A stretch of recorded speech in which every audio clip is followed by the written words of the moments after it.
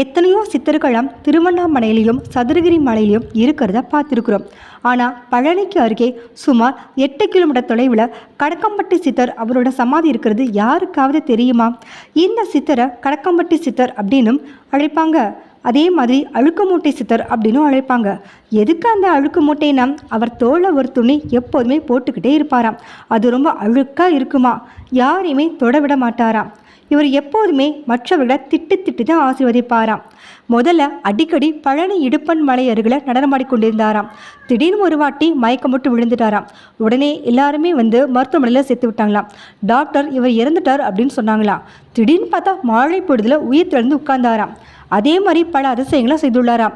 வாய் பேச முடியாதன சிறுவனை பேச வைத்துள்ளாராம்.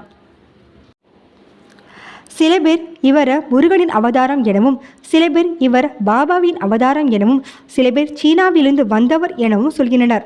வந்தது புரியாத புதிராகத்தான் உள்ளது. நடிகர் கார்த்திக், சூர்யா இன்னும் 5 பேர் அவர் இருக்கும்போதே ஆசீர்வாதம் பெற்று இப்பொழுது நல்ல நிலைமையில் உள்ளனர்.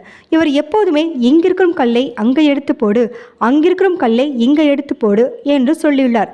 இப்படி சொல்வது அவரவர் கர்ம வினைகளை தீர்க்கும் சித்தரின் ஒரு காரியமாக நம்பப்படுகிறது. பொதுவாக அங்கே போனால் ஒரு நல்ல அதிர்வடைகளை உணரலாம். முதலில் கணக்கம்பட்டு பகுதியில் நீர் இல்லாமல் வறட்சியில் இருந்தது.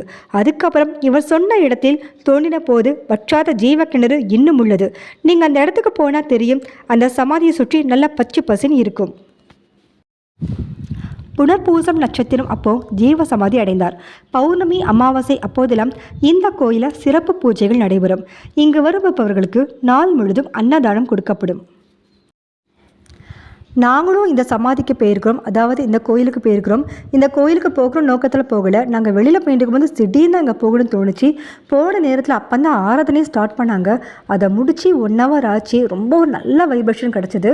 அதை முடிச்சதுக்கப்புறம் அங்கே வந்து ஒரு அந்த ஃபோட்டோ வாங்கினோம். ஃபோட்டோ வாங்கினதுக்கப்புறம் தான் தெரியுது இப்படி ஒரு சித்தர் இருந்ததே எனக்கு அதுக்கப்புறம் தான் தெரிய வந்தது. இவருடைய பெருமைகளாக எனக்கு அப்புறம் தான் தெரிய வந்தது. அதுக்கப்புறம் தினமும் வந்து எங்கள் அம்மா வீட்டு குலதெய்வம், எங்கள் ஆத்துக்கார வீட்டு குலதெய்வம், இவருடைய சித்தருடைய பற்றி, கடக்கம்பட்டி சித்தர், சாய்பாபா, இப்படி எல்லாருமே ஒரு 3 வாட்டி சொன்னதுக்கப்புறம் தான் என்னுடைய வேலையை செய்ய ஆரம்பிக்கிற ஒரு நல்ல ஒரு பாசிட்டிவ் வைப்ரேஷன்.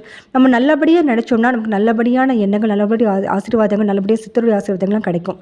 அது என்னுடைய அபிப்பிராயம். உங்களுக்கு இந்த மாதிரி வீடியோ பிடிச்சிருக்குன்னா இந்த சேனலுக்கு சப்ஸ்கிரைப் பண்ணுங்கள். நன்றி, வணக்கம்.